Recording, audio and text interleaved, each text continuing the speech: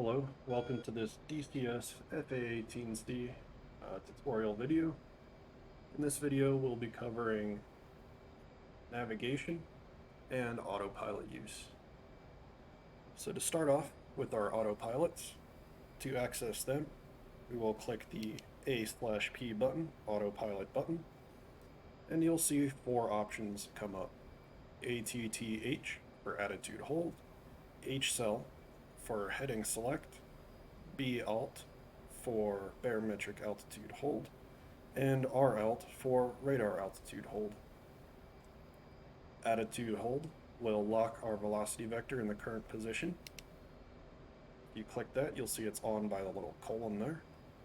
And it will lock our velocity vector to the best of the plane's ability in whatever orientation we have it. So right now we are about 7-8 degrees up and banked off to our right. The plane will maintain that until we turn off attitude hold. If we were utilizing H-cell, heading select, we would be able to punch in a heading number on the compass rose, engage the autopilot, and it would tell the plane to fly along that course line, or that heading line. One thing to note is you cannot have heading select enabled if you have attitude enabled. This is due to each doing the same function. If we had our attitude held like this, the plane wouldn't be able to bank our aircraft. And if we had our heading selected, the aircraft would bank itself to fly it, and we would not be able to engage in attitude hold. Barometric altitude hold, we would want to level off.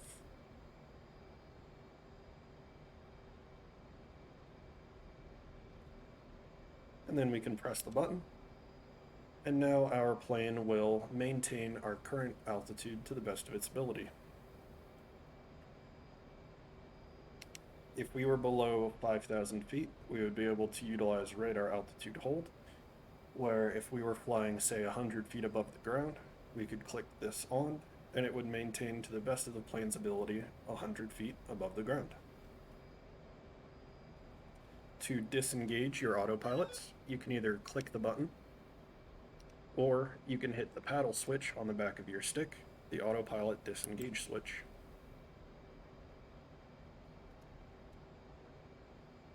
Additionally, if you want a basic autopilot, not any of these options, you could press the autopilot button and then press and hold on off. And down here you'll see A/P pop up in your notifications. That means the plane is in a basic autopilot where it'll help you maintain what you're doing to the best of the plane's abilities within reason. You could press and hold on off again. Nothing will happen. In order to turn that off, we have to hit our autopilot disengage paddle switch on the back of the stick. One thing to note, if you're using autopilot, if you give the plane too much input, it will turn off the autopilots because it believes you are in danger and trying to override them. If you wanted to maintain your autopilot, you would have to give it small corrections. I'll turn on the controls indicator, just within a few degrees of what the plane's currently doing, and your autopilot will remain. You give it too much, you see the autopilot turns off.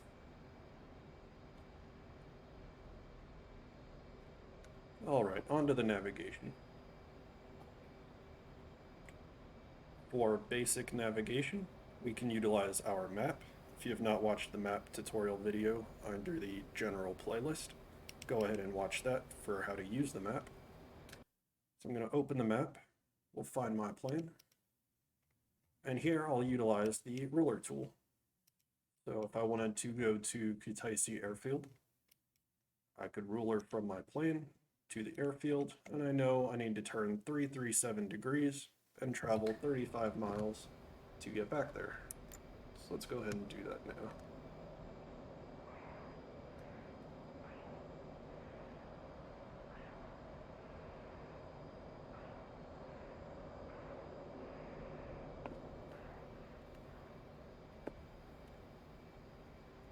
Alright, we know we're about 337 based on the compass rose. or on our helmet, it shows us at 338 degrees at the top there. Turn on our autopilot, altitude and attitude hold so I can talk. The map can be used for all your basic navigation functions, yourself, to an airfield, to a target, to an enemy aircraft, to an allied aircraft, all kinds of neat ways to use this. Especially useful if you have a system or navigation failure in your cockpit utilizing one of the more advanced functions.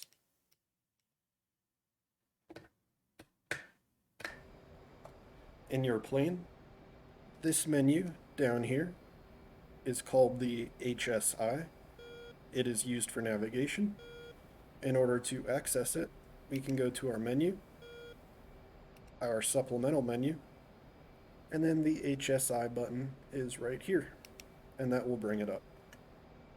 On the HSI, this small circle indicates our currently selected waypoint, shown here as waypoint 0.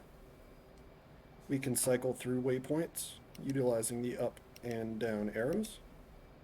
If we switch to waypoint 1, we do not see the circle because it is outside the scale of our current display. To change the scale, we will press this top middle button where you see SCL/a number. This number signifies the range our display is showing. So from us, our plane in the center, to the outer ring is 40 miles. Clicking that button will change it to 20, 10, 5, 160, and so on. So at 160 miles, we now see waypoint 1 is out here, waypoint 2 is out here, waypoint 3 is out here. And we'll get back to waypoint 0. Waypoint 0 will always be wherever your aircraft's INS aligns. So in this case, where we took off from. This triangular symbol here represents our currently selected TACAN station. TACAN, TCN, this button here, is a Tactical Air Navigation Assist. They are beacons that will help us guide into them.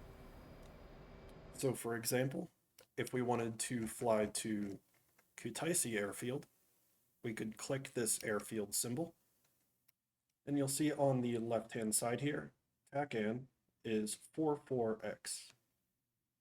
So to tell our plane that's where we want to go, we can come to our TACAN button, hit clear, 44X is selected, and then press enter. We want to make sure for all land-based TACANs that we are in T/R transmit receive. That will allow the TACAN to tell us a distance and bearing information from us to the TACAN. You can see the TACAN symbol has changed, showing that it is much closer to us that we saw on the map. There it is, there is us. For TACAN and waypoint information, TACAN will be in the upper left. It shows a bearing from us to the TACAN, a distance from us to the TACAN, and an estimated time of arrival on our current course. So we see we are 223 degrees from the TACAN, about 5 miles. The degrees is constantly changing because we are flying past it. You can see these numbers are updating. If we wanted to see the same information for the waypoint that we have currently selected, it would be in the upper right. So waypoint 0 happens to be on that airfield because that's where we took off from. Waypoint 1, you see it updates. Waypoint 2, waypoint 3, and so on.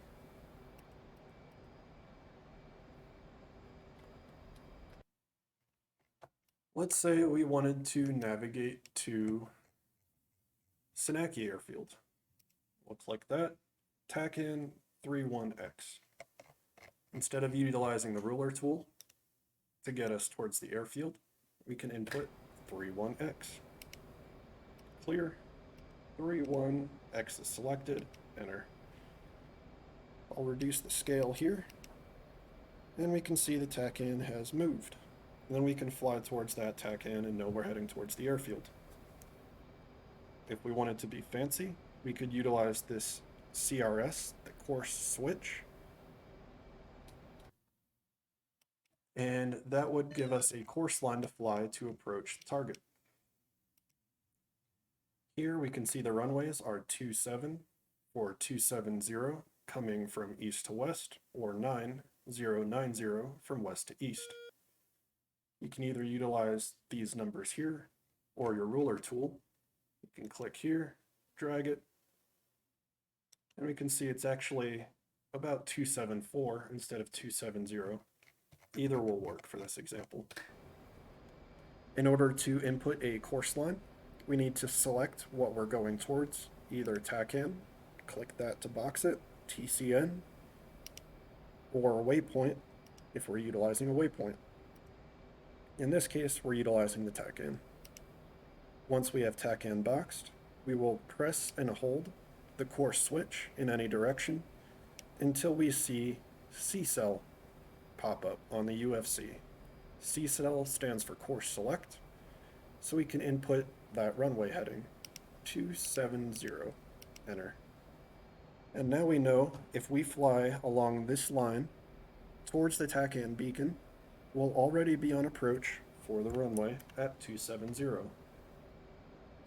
So let's go ahead and fly over there to demonstrate that.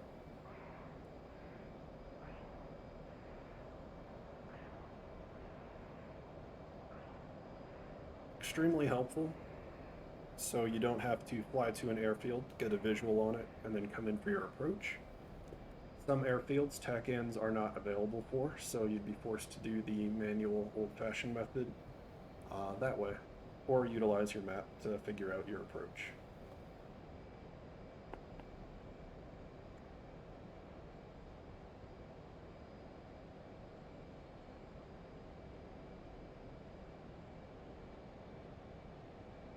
Alright, you see as we approach the line, it gets closer. If we had this scaled out, it would be a little harder to see. So as you get closer, you can scale it in and get a better idea of how close you are to that course line.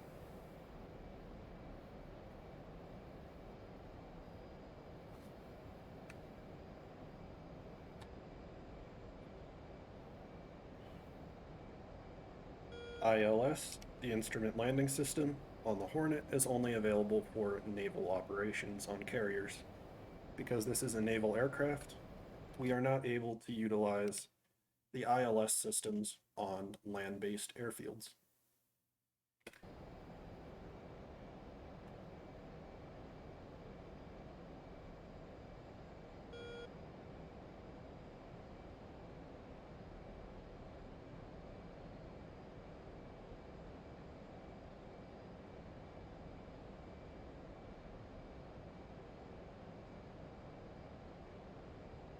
Here you can see we are about 18 miles away from our currently selected TACAN, selected with the box, and the TACAN is about 242 degrees from us to it. We are approaching the line. As soon as we hit it, I will turn into it and fly along it.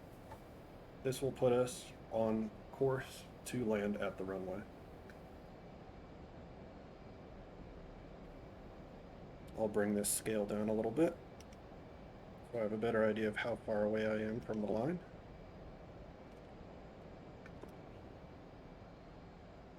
And this can also assist you in making sure you are flying along the line rather than flying parallel to it.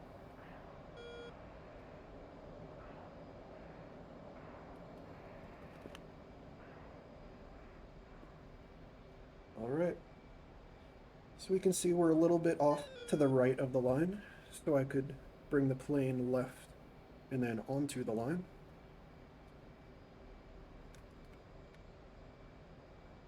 I will line up with it.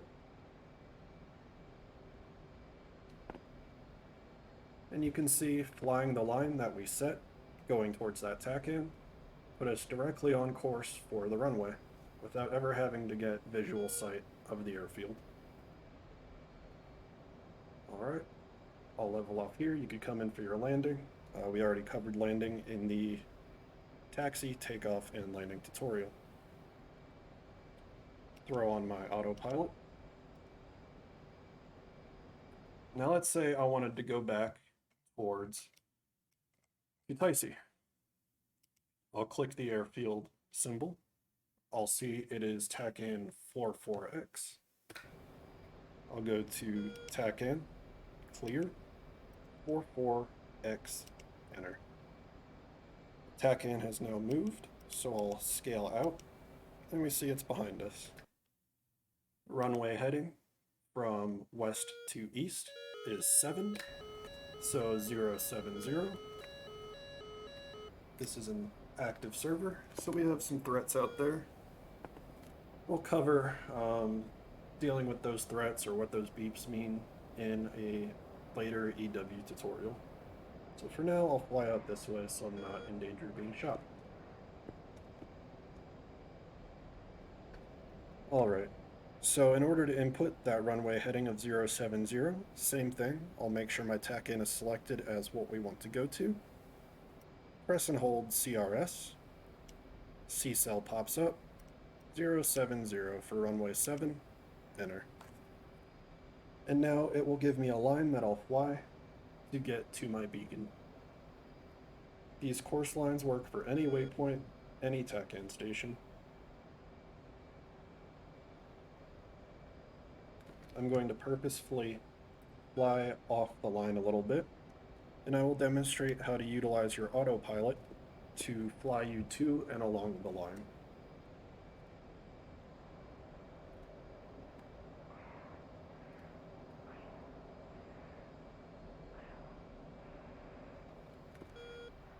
Alright, so I'm going to level off here and throw on barometric altitude hold. Need to level off a little bit. There we go. Oh, I hit disengage. So now, because we have a TACAN or waypoint, in this case TACAN selected, and we have a course line, we now have a new autopilot option. CPL, standing for coupled autopilot. Having this information input, if we click this and engage it, our plane will fly us to and then along the course line to our desired target. Completely hands off. You see it's flying us to the line. It will move us to intersect with the line, and then it will fly us along the line. If we wanted to maintain our current airspeed without having to modulate our throttle, we would throttle back to idle and hit T on the keyboard, and you see that turns on A-18C, auto throttle control, and that will maintain our plane's airspeed. Just remember to turn that off if you're coming in for a landing. I'll turn that off now. So now the plane, with our coupled autopilot, utilizing our currently selected TACAN, is flying us along the line. This is best to be used a little further out so it can correct, because it's going to fly left and right along the line until it can maintain it. But you can see, perk of using VR, I can stick my head outside the cockpit. It's now flying us the best of its ability along that runway.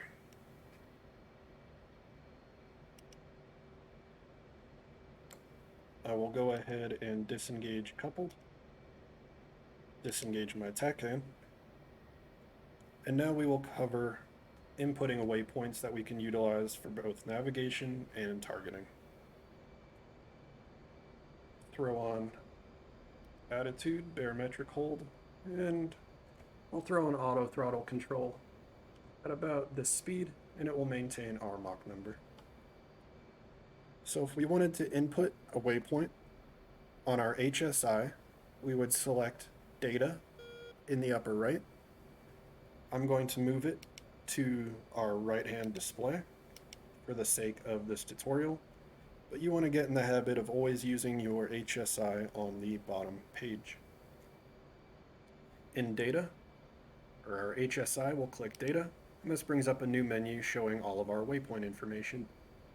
So to input a waypoint, we will go to the first empty waypoint. This we can see has information populated. 1 is populated, 2, 3, 4, and this is an empty waypoint, waypoint 5 in this case. To input information, we will select UFC, and we'll see new options come up after we hit the UFC button. Let's figure out where we want to go. Let's say we want a waypoint on this group of SAMs down here. There are two different options.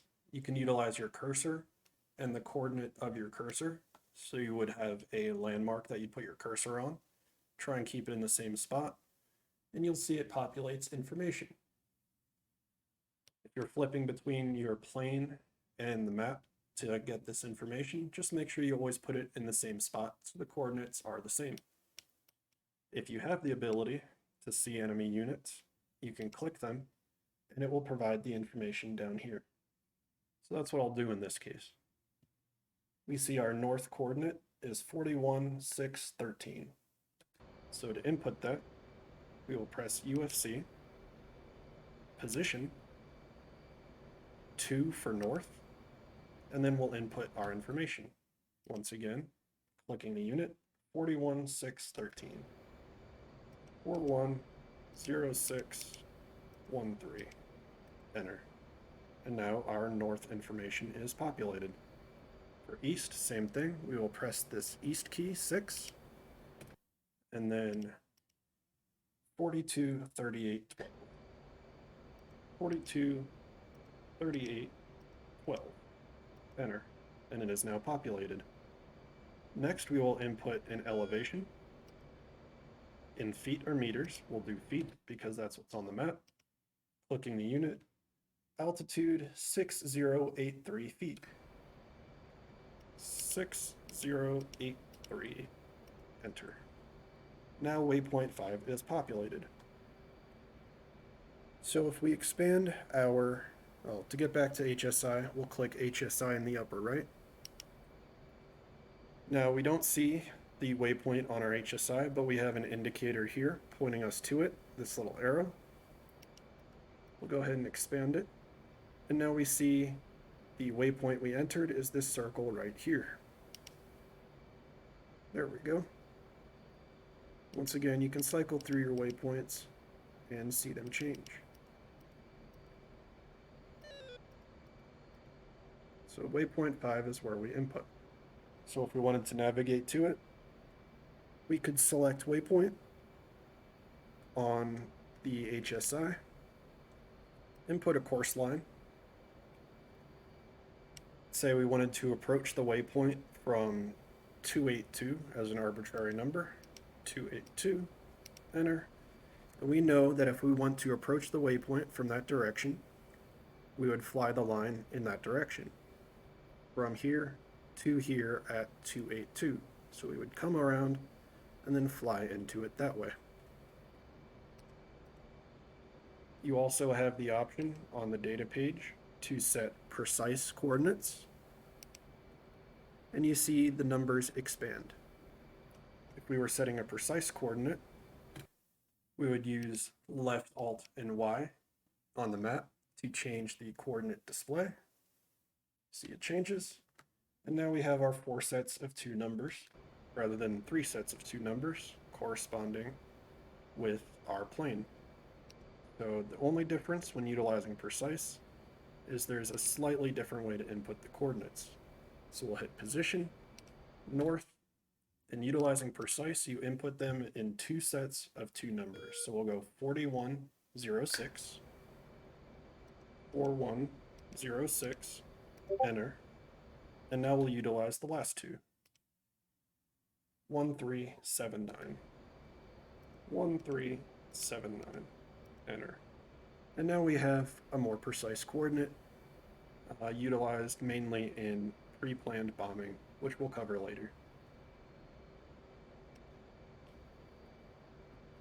For this bottom display, this information, the HSI, is used for navigation, but we can also see our waypoint that we have currently selected on our SA page, our situational awareness page. Situational awareness page is used for combat or information about threats and aircraft around us. You can see our waypoint selected is changing. We'll cover more in-depth use of the SA page later when we're covering weapon use. But in order to easily toggle between these, since you need to get used to having your SA and HSI on the bottom display, we'll press sensor control switch down. So we see the diamond here. This lets the plane know that we want our bottom display as our current input device. And a shortcut to prevent you from having to go through these menus and selecting what page is once it is our sensor of interest with the diamond, so sensor control switch down, we will press sensor control switch down again. With the diamond in this page, pressing down will toggle between our SA and HSI, so you have good navigation and combat awareness information at your fingertips. Alright, that covers basic navigation and autopilots. Thanks for watching.